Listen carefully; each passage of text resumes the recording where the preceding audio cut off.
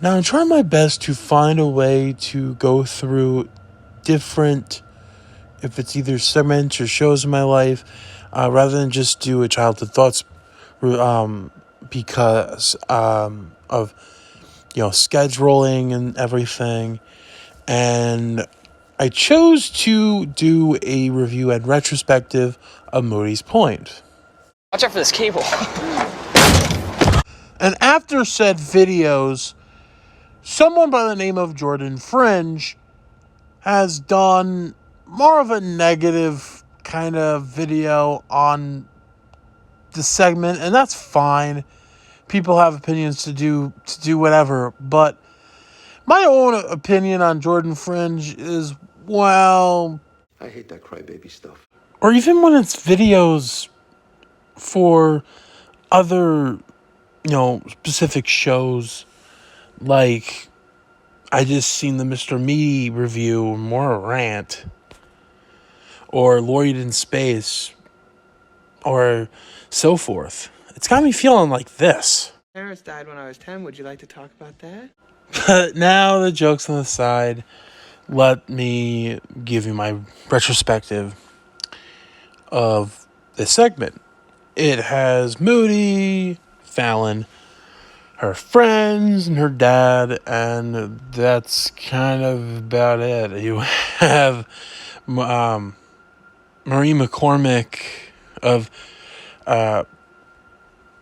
Brady Bunch fame as the mom in a hot air balloon. You have different, like, there's Spalding, and then you have Sternum. That's kind of what it is. It's basically, her friends, and a lot of funny mishaps. Like one episode out of the, how many? 6? Out of 7, yeah, 7. She wants to return the tape. And the tape is literally Blockbuster, the tape store, the video store, with Curtis Armstrong Booger from Revenge of the Nerds as the clerk, the VHS clerk, which is really funny. Beverly Mitchell from Seventh Heaven is in there for like 2 seconds and just walks out. And you have like a lot of you have funny things in there, and then within that, with some Anchor hits the father's foot, the toe, the father loses the toe, and everyone knows that. But then the thing that got me the most, and I've done mysteries of it, theories of it, is who is the real Moody, which ends just like this. Come in, Moody.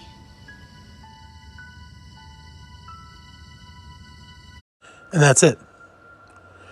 The show cancels right before Dan would be able to write an 8th episode for the segment, and it's done.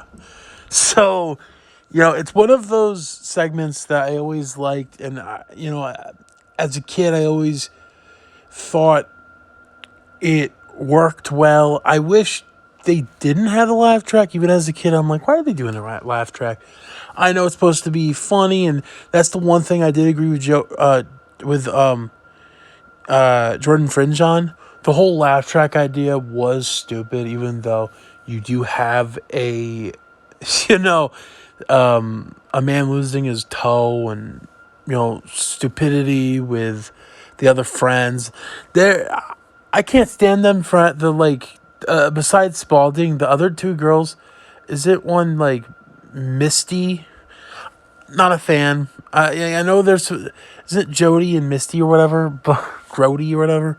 But I was more into, and even with that last episode with like that really weird Clifford music, and then like you got Sternum in like the back in the window looking, which a lot of people said sternum. Like everybody and their mother has said like sternum is the real Moody, and so much stupid ideas, and just I guess it's better for it to be a mystery, and just you know like the Quentin Tarantino briefcase, Pulp Fiction theory. It's like you can make anything it, but it's always fun to look at it and just think like, what would this be if this was a show? Would it have a laugh track?